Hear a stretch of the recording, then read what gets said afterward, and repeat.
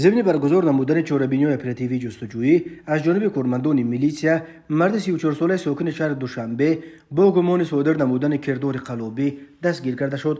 گمان بر شونده ماه دکبر سال 2023 با روی فریب به باوری مرد 38 ساله ساکن پایتخت در آمده از او یک عدد автомاشین تمغه BMW ارزشش $31,000 امریکایی و بر علاوه با $16,000 نقد را گرفته وعده داده است که در مدت کوتاه مبلغش را برمیگرداند، اما تا حال برنگردانیده است.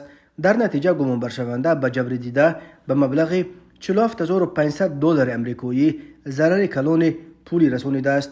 اوید به حادثه تفتیشات ادامه دارد. به شعبه وزارت کارهای داخله در نویه ورزاب عریضه زن 46 ساله ساکن شهر دوشنبه وارد گردیده است که ماه اوگوست سال 2023 شخصان نامعلوم با روی پنهانی به خانه استقامتی برادرش مرد 44 ساله ساکن نویه مذکور در آمده، از آنجا $2,200 امریکایی و جواهرات گوناگون طلایی را که ارزش عمومیشان 15,000 سومانی را تشکیل می‌دهد دزدیده از جای حادثه غیب زدند.